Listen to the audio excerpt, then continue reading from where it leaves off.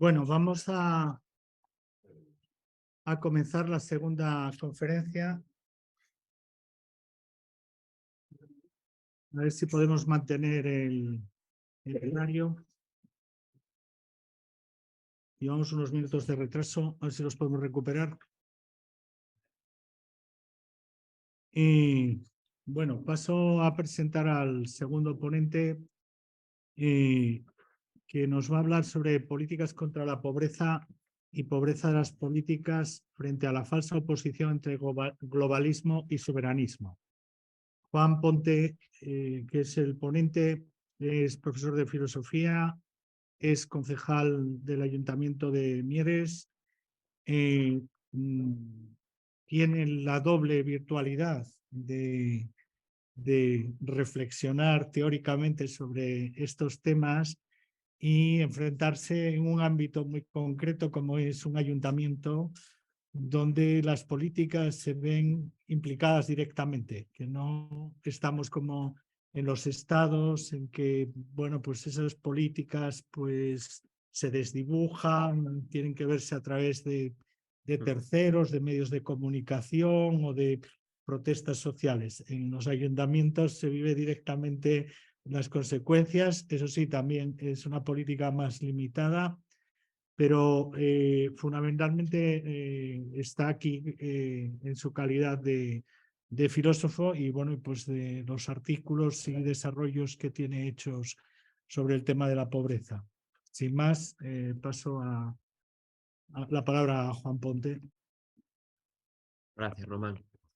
Buenas tardes, buenos días, un saludo a todas las personas que nos están atendiendo, escuchando, tanto en sala, es decir, telemáticamente, como aquí presencialmente en Oviedo, en Asturias. Para mí es un placer participar en este congreso que, como sabéis, lleva por título Luchar contra la pobreza, es decir, que se refiere principalmente al primer ODS, al primer Objetivo de Desarrollo Sostenible, un congreso organizado por el Instituto de Estudios por la Paz y la Cooperación.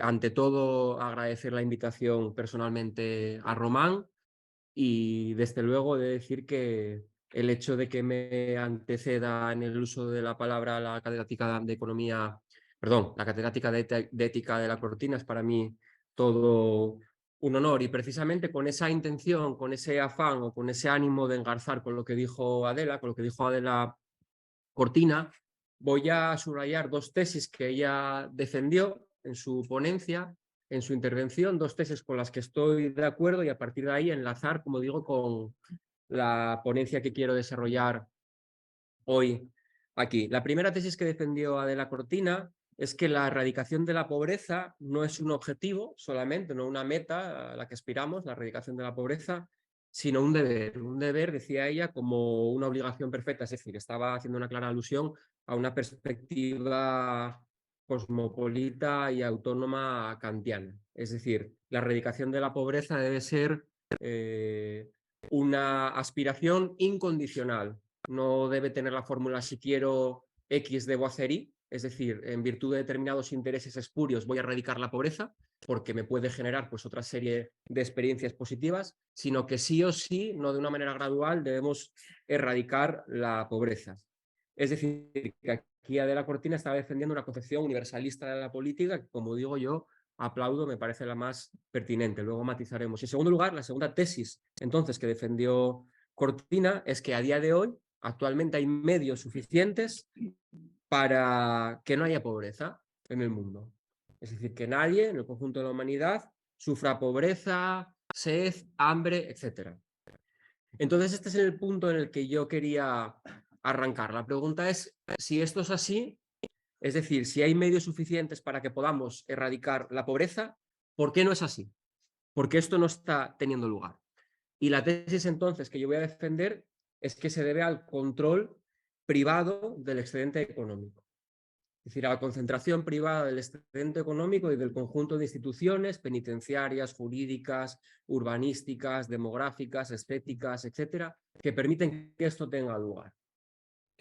Para explicar esta tesis de la concentración en manos privadas del excedente económico, vamos a tener que abordar las ideas de Estado y de mercado, precisamente para llegar a la cuestión de cómo se vertebran hoy día las políticas contra la pobreza, a mi juicio, y cuál es la pobreza que encuentro tanto en lo local como lo autonómico, regional o lo nacional o internacional, en las políticas actuales, realmente existentes, ¿no? Por utilizar esta fórmula de Suslov. Y comienzo entonces esta ponencia con 3 breves citas. Literalmente decía Adela Cortina que había que honrar la actividad humana de la disciplina de la economía. Yo quiero honrarla comenzando con una tesis muy materialista de un teólogo dominico del siglo XVI, Tomás de Mercado, que decía lo siguiente: cualquier especie de mercancía necesaria para la vida humana es menester que no la dejen a la voluntad corrupta de los comerciantes. Yo esta la suscribo de cabo a rabo. Esa voluntad corrupta de los comerciantes que de una manera muy clara vimos precisamente en los primeros compases de la pandemia, con la privatización de los medicamentos, de las patentes, o cómo se hace que en determinados países sufran un bloqueo brutal y criminal precisamente para que la población sufra, porque precisamente lo que se busca externamente respecto a ese país es mantener una voluntad corrupta, como comerciantes que se demuestran.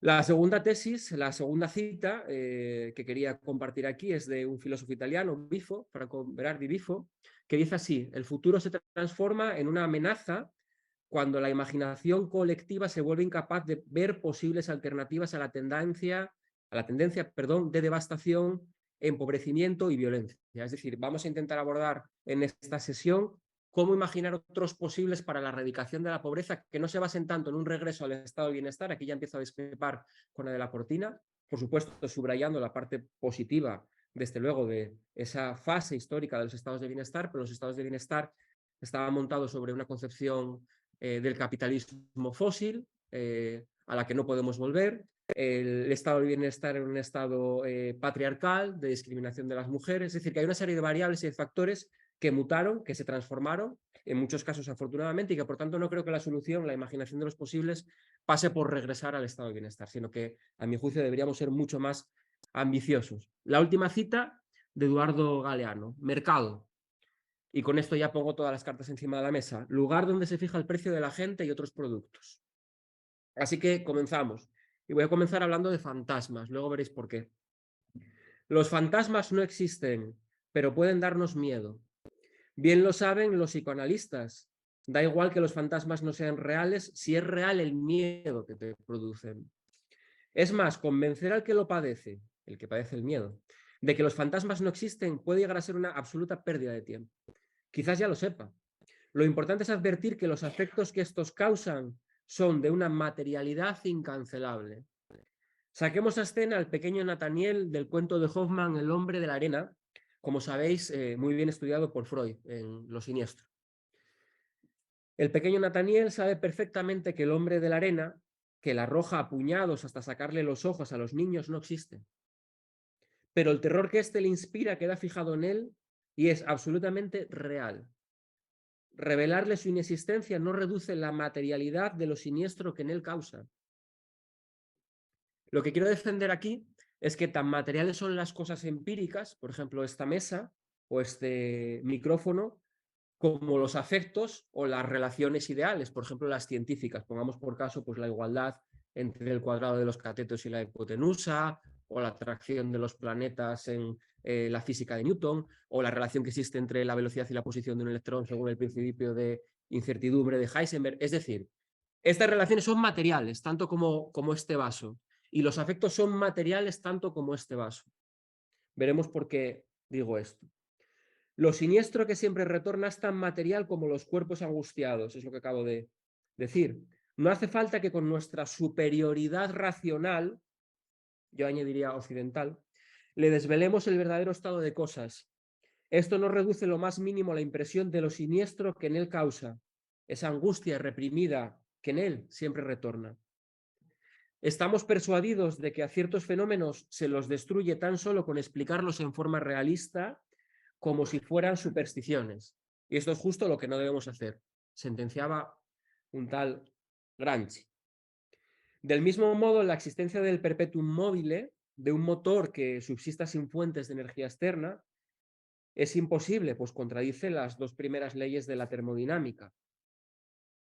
Con la idea de libre mercado, y ya estamos en el núcleo, sucede lo mismo.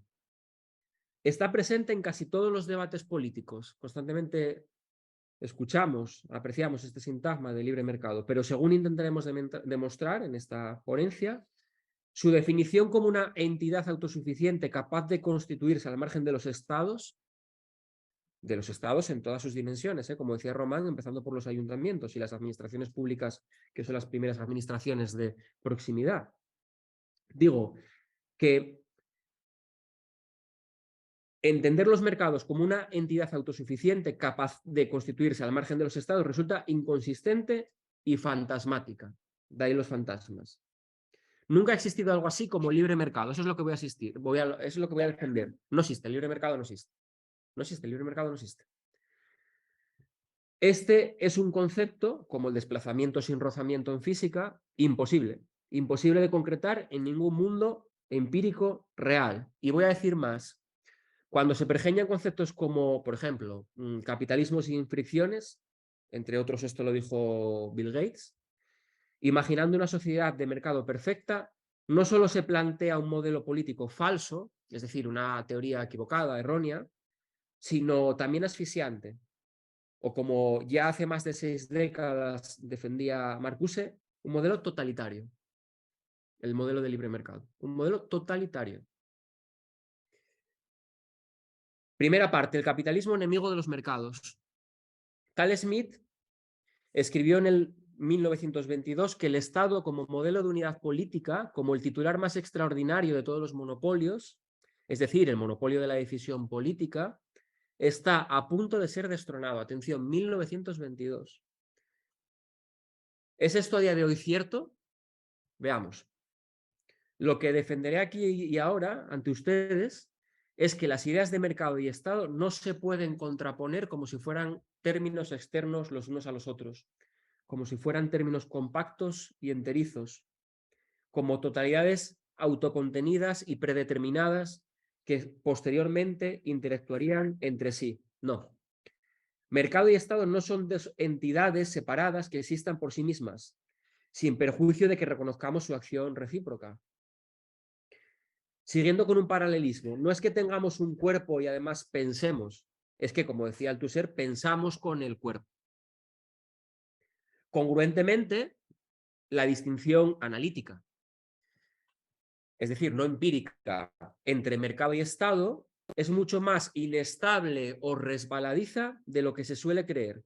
Por de pronto, más que al mercado y al Estado, en singular y de forma abstracta, creo que deberíamos referirnos a los mercados y a los estados, en plural, históricamente existentes. Veremos luego cuáles.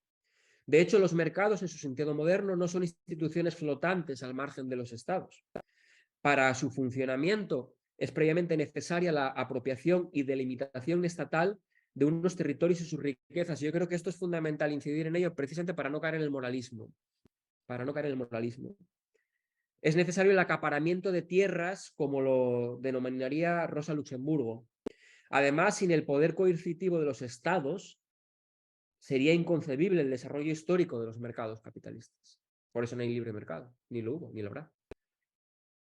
Solo el monopolio estatal de la violencia puede garantizar el régimen de propiedad privada. Así, el capitalismo no es la consecuencia del crecimiento pacífico de los mercados, esto se daría a los mundos de Yuppie, sino bien al contrario del enfrentamiento existente entre ellos por mediación de los estados. Por consiguiente, la propiedad privada no es un derecho natural, tampoco los ODS son naturales, son históricos, están construidos socialmente, como imaginaba entre otros Locke, sino que se imponen por la fuerza, sin excesiva ternura, y esto no lo digo yo, lo decía Hegel, lo cual, por cierto, solo es factible en virtud de la existencia de sistemas jurídicos que definan las obligaciones y derechos contractuales. Igualmente, los mercados necesitan para su interconexión entre ellos, distintos mercados en plural, la construcción por parte de los estados, otra vez, de vastas infraestructuras físicas, tales como líneas ferroviarias, carreteras, aeropuertos, lo que queráis. Que esto se haga mediante la contratación o subcontratación privadas, vuelvo a pensar en los ayuntamientos, no niega sino que confirma el papel determinante de los mismos. La expansión de los mercados, por último, no es posible sin dispositivos institucionales e ideológicos, en el sentido de Marx, que proporcionan los estados para la reproducción social de la fuerza de trabajo y la creación de hegemonía, en la acepción de Gramsci. Aquel conjunto de reglas, de códigos y disciplinas que serán implementadas en los procesos productivos a fin de crear valor. Y es que el neoliberalismo, luego si queréis debatimos acerca de si estamos en una fase neoliberal autoritaria o posmofascista o reaccionaria, creo que aquí hay un debate que concierne también a la cuestión de la pobreza. Digo que el neoliberalismo no ha dejado atrás a los estados. Eso es un mito que se vendió en los años 80, en los 90. De repente los estados iban a desaparecer, no iba a haber guerras. Sino que estos funcionan en una compleja red que, por citar a otro autor, podrían ser varios más, Foucault en este caso conceptualizó como gubernamentalidad o tecnologías ambientales de gobierno. Órganos financieros, esto tiene mucho interés en la cuestión de la cooperación. Órganos financieros, agencias de calificación, tribunales internacionales. Fischer, provocación, llegaría a hablar de estalinismo de mercado. Burocracia, papeleo, vigilancia administrativa. Pero, curiosamente, nunca trabas al beneficio de minorías opulentas. Ahí no hay trabas, ahí no hay burocracia, o menos. Para ser rigurosos, ni el Estado se desmantela, lamina o adelgaza, estas son metáforas que se utilizan constantemente, yo en la Realpolitik también las utilizo, pero creo que esto no es cierto, a escala filosófica. No es cierto que el Estado se desmantele o se lamine o achique. Y tampoco creo que el mercado esté embridado absolutamente por el Estado, tampoco es esto. Tampoco es decir que el mercado esté completamente subordinado al Estado. Tampoco es esto. Fabricantes de sectores industriales, asociaciones de consumidores, gobiernos nacionales y regionales, pymes, medios de comunicación, distribuidores, exportadores, ONGs, coproducen en un mismo espesor político una maraña de intereses, lógicas de acción y comprensión. La economía política capitalista necesita un ambiente, necesita modelar un entorno para beneficiar a unas clases, a las clases privilegiadas, y para eso necesita un conjunto de instituciones para la concentración privada del excedente económico, y así comencé mi intervención. Porque se necesitan reglas de juego, marcos normativos, de los cuales es resultante, atención, una mezcla entre lo público y lo privado. Creo que cada vez es más difícil discernir lo público y lo privado, dónde empieza lo uno y dónde empieza o dónde acaba lo otro. Está más bien una lógica difusa. Sí, se deslegitima, la intervención pública directa, cada vez más. No puede haber actividad si no hay una participación privada, si no es sospechosa de que va a funcionar mal, ¿no? Pero curiosamente esto se hace desde la intervención pública misma. Es decir, que esta ideología se inocula desde la intervención pública misma. Y aquí está la paradoja. Reparemos con suma cautela en este punto. Se suele concebir el Estado como algo interior, pero es que el Estado no tiene entrañas. Es el efecto móvil de un régimen de gubernamentalidad múltiple, económica, financiera, judicial, urbanística y además, por supuesto, con distintos agentes enfrentados. Como afirma José Luis Villacañas, nunca el poder pastoral, estoy refiriéndome al neoliberalismo, en esto estoy de acuerdo con Villacañas, fue tan penetrante y eficaz como actualmente. Nunca, nunca, como bajo el neoliberalismo. Sin necesidad de propaganda gestáltica de masas, ni de figuras carismáticas concentradas de soberanía. O sí, aquí hay un debate, o sí. Gobierno omnes et singulatim. Permitidme medio minuto la pedantería. La forma omnes del Estado se conjuga de manera sutil con el gobierno singulatim. Recordemos. Según Hobbes, el Leviatán puede aparecer de 4 formas, recuerda Villacañas. Dios, animal, hombre y máquina. Pues así es en el neoliberalismo, en el que se trenza la idea de predestinación calvinista, Dios, Debes esforzarte y el esfuerzo va a ser lo que te lleve a una serie de méritos y de éxitos, y si no tienes éxito en la vida es porque no te esforzaste y por lo tanto te tienes que suicidar porque eres un fracasado, no fuiste un emprendedor. Dios, siempre Dios, de fondo. El darwinismo social, es decir, el hombre reducido a su animalidad en el sentido del sálvese quien pueda. La figura del homo economicus, el hombre reducido a la economía en el peor sentido del término, no en el digno al que aludía a de la Cortina. Y el supuesto automatismo del mercado. Ya estamos todos, Dios, animal, hombre y máquina. En suma, mercado y Estado no son términos antitéticos, sino necesariamente complementarios. Pero voy a decir más hoy aquí.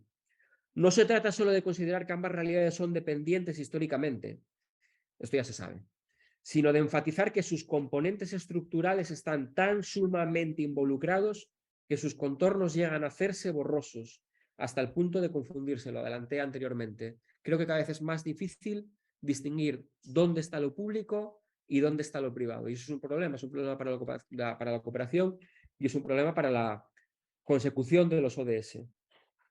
De este modo, habrá que atreverse a sostener, y esto no es una tesis que yo me esté inventando, ni sacando de una cartera, ni una chistera, como ya hicieron Braudel o Weierstein, entre otros historiadores, sociólogos, etcétera, con acierto, a mi juicio, que lo esencial en el devenir histórico del capitalismo no es el libre mercado o la libre competencia, esos son los fantasmas con los que comencé mi alocución, sino la lógica del aumento ilimitado de beneficios.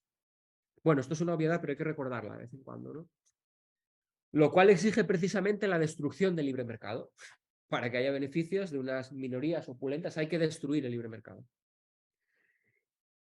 Destruir el libre mercado y la libre competencia. ¿Qué libre competencia hay en el capitalismo actual, neoliberal o en la fase histórica que queráis? Aquí podríamos empezar a matizar historiográficamente, pero ¿qué libre competencia hay? No, la libre competencia está en manos de grandes oligopolios y monopolios existentes. La tele, los medios de comunicación, la producción comercial, etcétera, etcétera.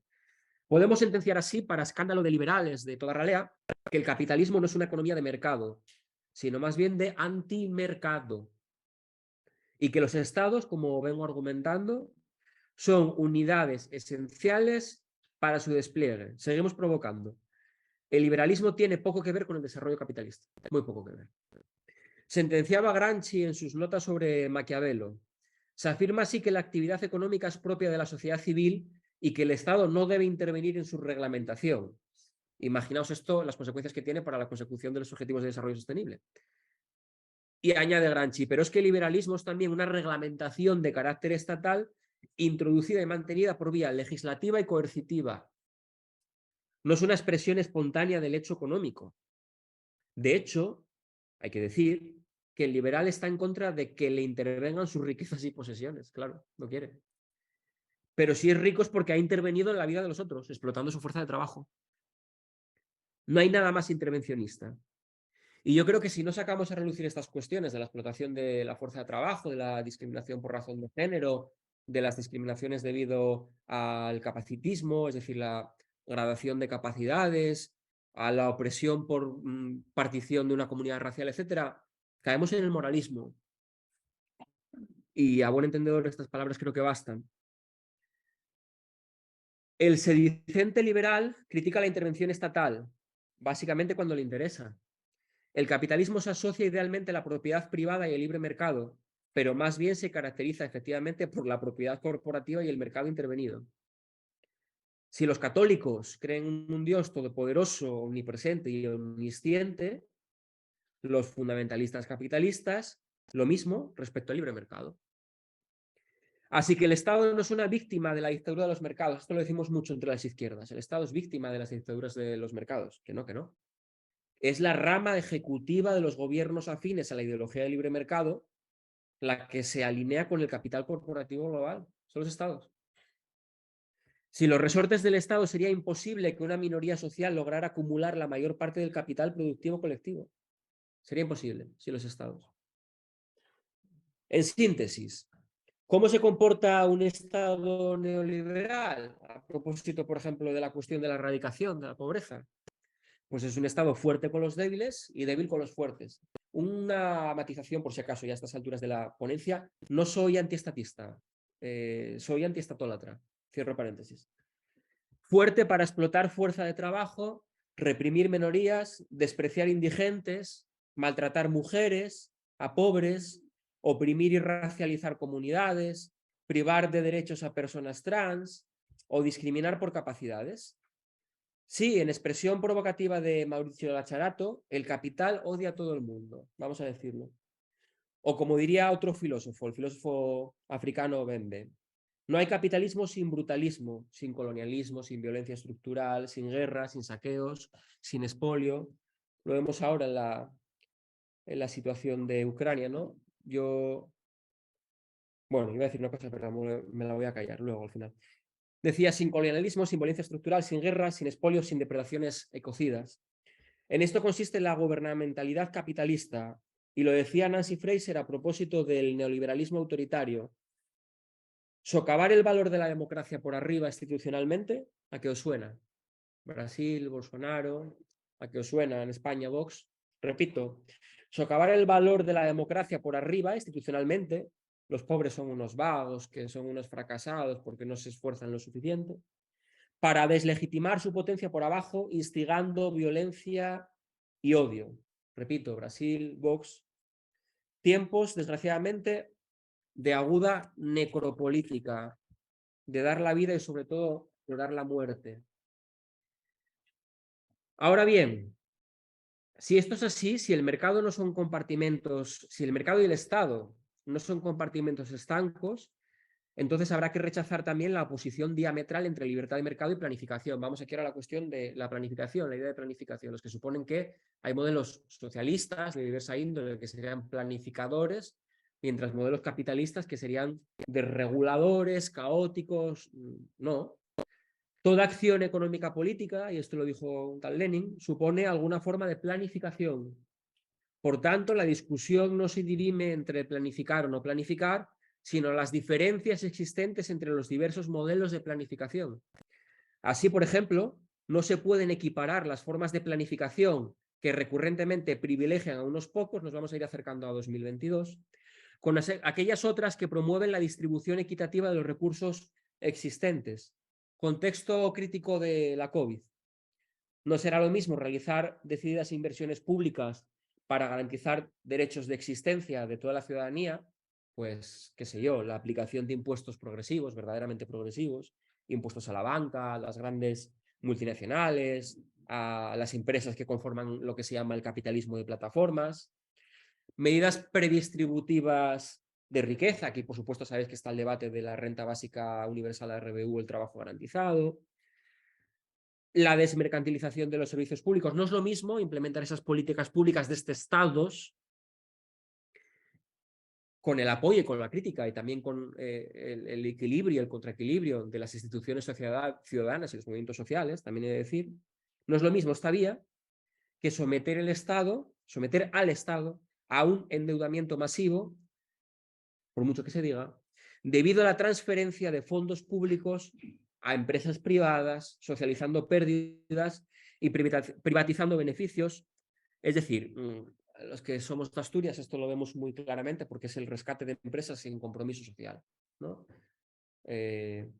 Damos fondos mineros a empresas para que se instalen en polígonos en las comarcas mineras a cambio de nada, las regamos con dinero sin ningún tipo de cláusula social de permanencia de dicha empresa en el territorio, es decir, de arraigo social durante X tiempo, durante unas determinadas décadas, cogen la pasta y huyen, y al final volvemos a los fantasmas con los que comencé. Y además, a lo que nos lleva la reconversión industrial es al final que la medida más crítica o radical que al final hacemos desde las izquierdas es salvar empresas privadas. Salvar empresas privadas. Podéis pensar las que queráis.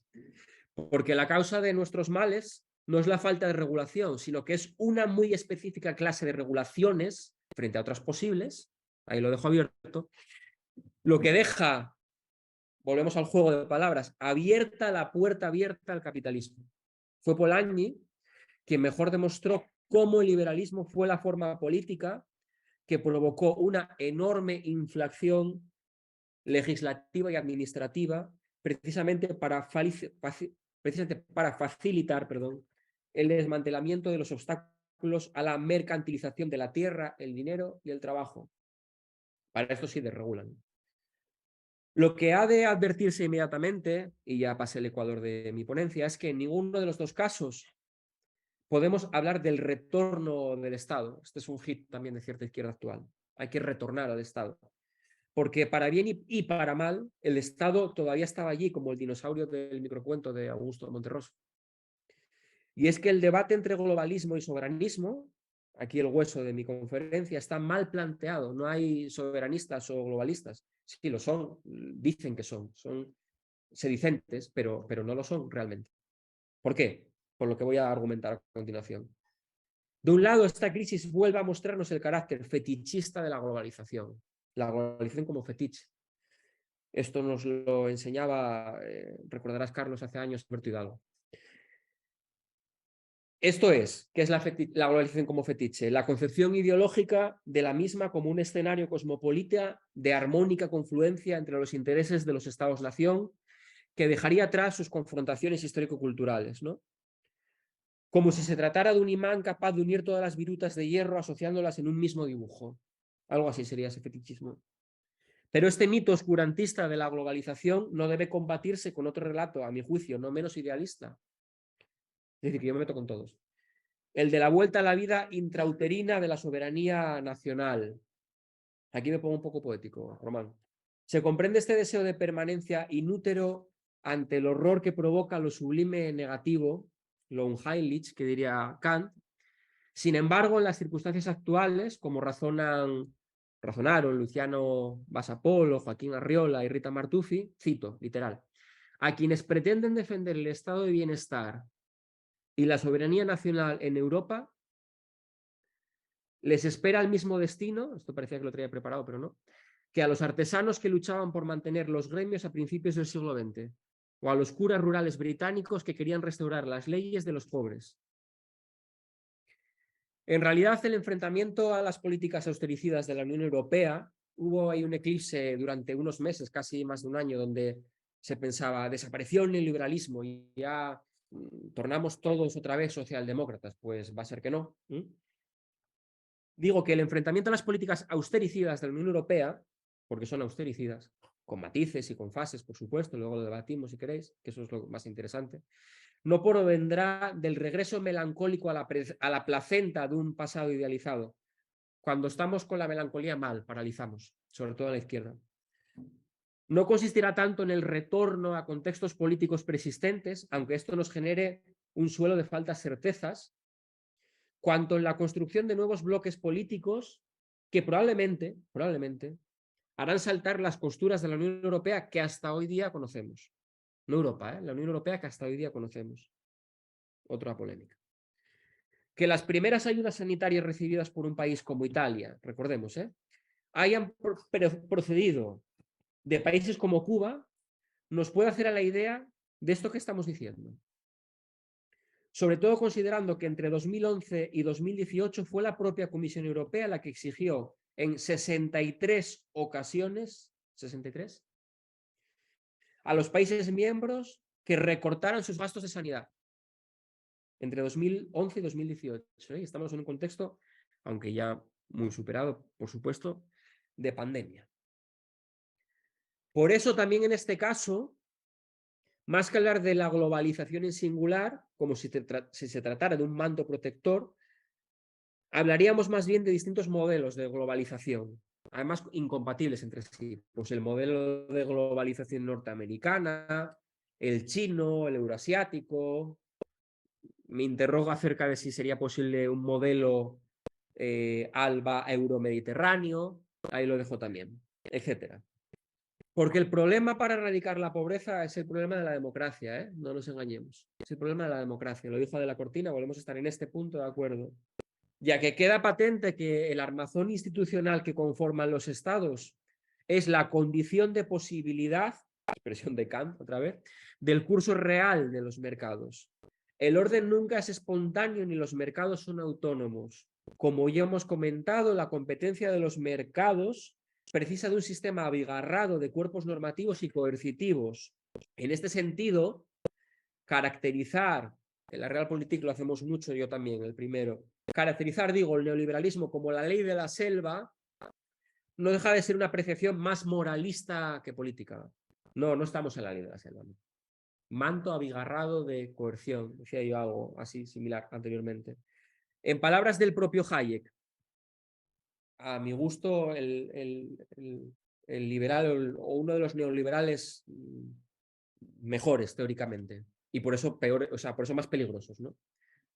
Pero me parece un gran autor. Hay que leer al enemigo, que siempre hablamos de esto como sin leerlos.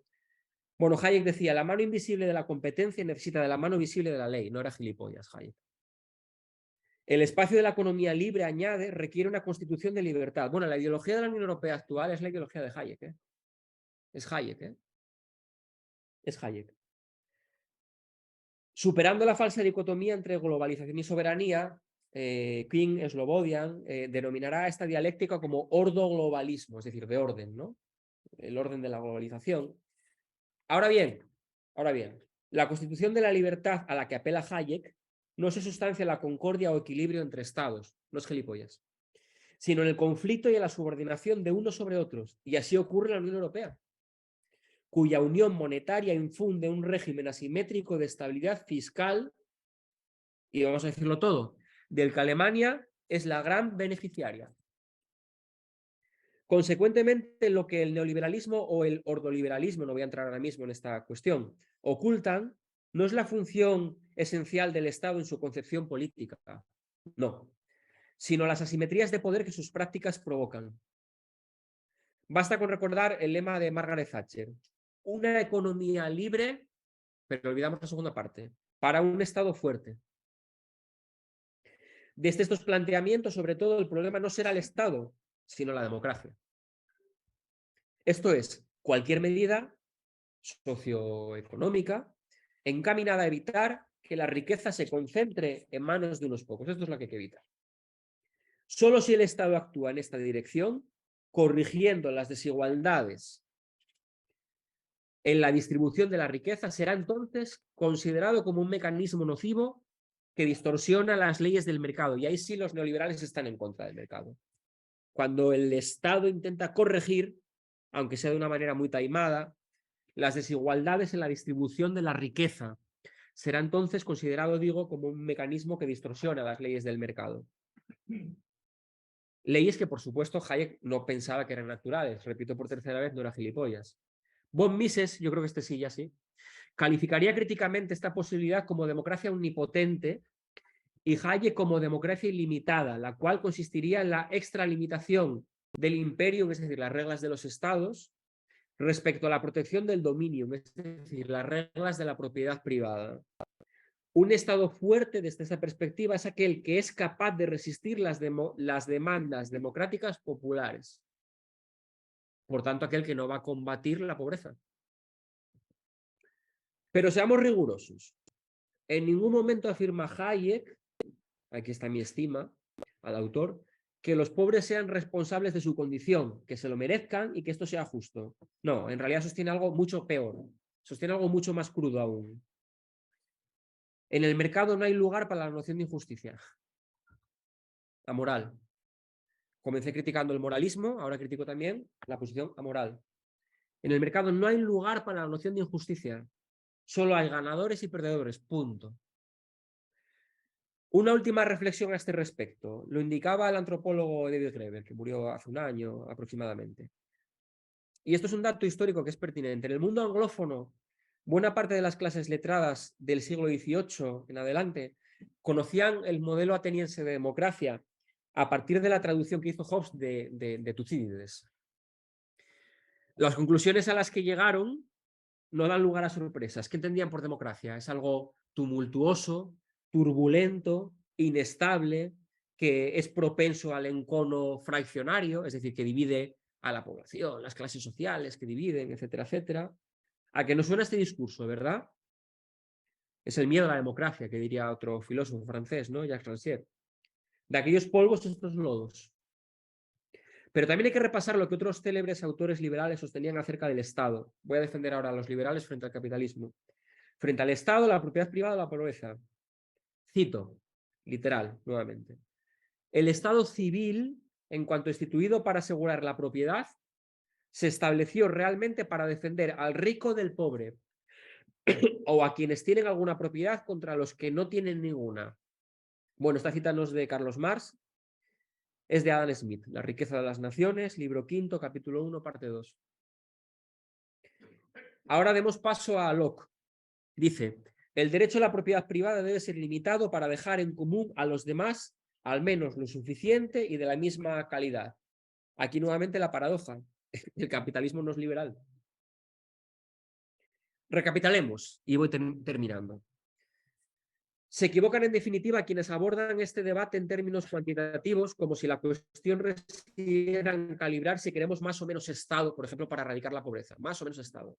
Este planteamiento supone representarse el Estado como si fuera una sustancia, además concebida para colmo como una superestructura. Pero el Estado no es una cosa, sino un conjunto de relaciones en el que estamos inmersos. Un campo asimétrico pero inestable y oscilante de fuerzas en liza. El problema de fondo de la acción política es, por tanto, fundamentalmente cualitativo. ¿Por qué tipo de Estado nos decantamos para erradicar la pobreza? Para ese deber que decía de la Cortina. ¿O no actúan los Estados? Es una cuestión ética, solamente. Moral, que no es lo mismo. Pregunto, ¿eh? No sé. ¿Es fuerte el Estado que protege los privilegios de unos pocos o aquel que instituye y asegura los derechos sociales y cívicos de cualquiera? Creo que sabréis cuál de las dos opciones, de los dos extremos, estoy yo defendiendo en esta ponencia. Final. La libertad en disputa. En último lugar, y no por ello menos importante, debemos advertir que oponer libre mercado y planificación supone asumir que el mercado capitalista es libre, cuando habría que señalar, lo vengo diciendo, exactamente lo contrario, a saber, que la idea de libertad de la que los liberales presumen es irrealizable en un marco capitalista. Este fue uno de los empeños de Marx, demostrar que aquellos que no disponen de más propiedad que la de su fuerza de trabajo son esclavos, y aquí está otra vez el tema de la pobreza, porque la pobreza no es una cuestión solamente socioeconómica, sino de privación de libertad, esclavos de quienes se han adueñado y estructuran las condiciones materiales de existencia, y que por tanto estos ya no pueden vivir más que con el permiso de aquellos. Niño Marx, nuevamente. Así las cosas, la pregunta que debemos hacernos no es si el mercado es libre o está regulado. Espero que esto se haya entendido a estas alturas de la charla, sino quiénes se benefician de los ingresos y de la riqueza producida por las clases trabajadoras. ¿Quiénes se benefician? Porque la pobreza no es casual, es consecuencia de esto, ¿eh? No de que la gente sea muy mala, es consecuencia de esto. Como hemos visto, ni los mercados son instituciones libres de los estados, pues están configurados histórica y estructuralmente por ellos, ni los individuos interactúan libremente en los mercados al margen de su clase social, grupo de estatus, género o nacionalidad. Su libertad presupone tales condiciones y estas condiciones, finalizo, hacen que sus relaciones sean asimétricas y por tanto el acceso a los recursos desigual, pobreza. Por decirlo con toda la crudeza, como Bárbara Henreich, cuando los ricos y los pobres compiten en el mercado libre, los pobres no tienen prácticamente ninguna oportunidad. Ninguna oportunidad. ¿Dónde queda entonces la libertad? ¿En nuestras sociedades capitalistas de mercado acaso tenemos capacidad para decidir cuántas horas trabajamos y de qué manera? ¿Qué modelo industrial queremos? ¿Qué tipo de vivienda? ¿Cómo se produce la energía? O tantas otras cuestiones que afectan a nuestras vidas. Porque eso es lo que yo entiendo por libertad. Por eso comulgo con Adela Cortina cuando defiende que la pobreza no solamente puede definirse por una cuantificación económica o métrica monetaria, es decir, medir la pobreza por la renta media de los ingresos, los consumos, porque, y cito literalmente a Cortina, recurriendo a las mercancías que son necesarias para satisfacer necesidades básicas, se llega a una especie de fetichismo de la mercancía, es decir, volvemos a Marx. Si definimos la pobreza por la adquisición de mercancías, entonces caemos en el fetichismo de la mercancía, porque lo que domina el mundo no es quien produce la mercancía, sino la mercancía en sí misma, que tendría sustancia propia y vida, fantasmática, otra de los fantasmas. Y esta concepción hay que rechazarla por varios motivos, entre otros porque no domina la mercancía en nuestras vidas, no debería ser así, y en segundo lugar, sobre todo, porque esto oculta que quien mensura el valor de las mercancías son los trabajadores mediante su fuerza de trabajo, explotados por quienes detentan los medios de producción, y por eso hay pobreza, no por la maldad o por otras cuestiones psicológicas, que también o no. Porque la pobreza es cualitativamente, lo adelanté antes, falta de libertad. La dotación, mantenimiento y fortalecimiento de infraestructuras y condiciones materiales que hagan posible el desarrollo de capacidades, eso es lo que yo consideraría por libertad. Fin de verdad. Hoy se hace imprescindible actualizar la histórica aspiración del movimiento obrero de establecer un control democrático de la producción, mediante la participación efectiva de cualquiera en las decisiones sobre cómo y por qué se producen los recursos esenciales para que no haya pobreza, para toda la ciudadanía, para que no haya unas políticas malas de la pobreza, para que no haya una pobreza de las políticas. De ahí el rótulo, de ahí el título de mi intervención. Y esto significa, en definitiva, construir nuevas condiciones de libertad basadas en el reconocimiento recíproco. En términos del antropólogo Clastres, no vales más que nadie, no vales menos que nadie. Un principio que yo entiendo como infinito, que ha de hacerse extensivo a toda comunidad. Muchos liberales, siguiendo a Lord Acton, y entre ellos Hayek, considerarán que la pasión de la igualdad hace vana la esperanza de la libertad. Es decir, que están enfrentadas la igualdad y la libertad. Nada más lejos de la realidad.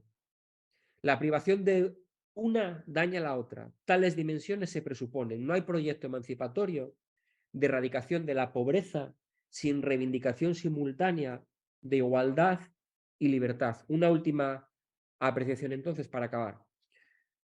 Fijémonos, si la máxima de darle sustento al pobre, a la persona pobre, se tornara universal y eterna, entonces estaríamos presuponiendo la eternidad de la pobreza. Y esto incluso se podría convertir en un pretexto para su persistencia. Entonces, la solución no es revertir la máxima, no nos preocupemos de la erradicación de la pobreza, sino que llevemos el problema de la pobreza a sus quicios, desde una perspectiva económica, pero abordando el nivel socioeconómico. Muchas gracias.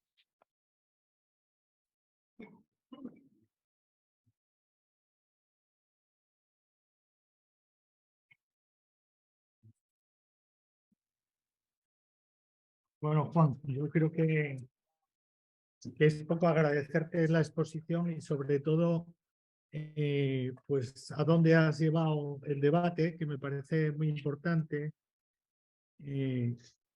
La cuestión ahora, porque se nos va demasiado el tiempo, perdón, yo creo que no solo tú te has extendido un poco más de la cuenta, sino también iniciamos un poco más tarde y pasa lo que suele pasar en este tipo de actividades, que se van acumulando los retrasos y el caso es que tenemos una hora límite. Entonces, yo propongo que aquellas personas que quieran hacer algún tipo de pregunta las pasan y nos comprometemos en pasárselas a Juan para que las conteste. Incluso yo creo que el campo que abre, que bueno, era uno de los objetivos del Congreso, lo dije al principio, no el cerrar temas, sino el abrirlos, en mantener debates abiertos. Creo que sería pues muy fructífero pues a partir de que esta conferencia esté colgada en internet, que se pueda ver, pues igual establecer un foro de debate, porque yo creo que las cuestiones que has matizado son importantes y sobre todo a la hora de planteamientos como se hacen desde las ONGs, desde algunos sectores, ¿no?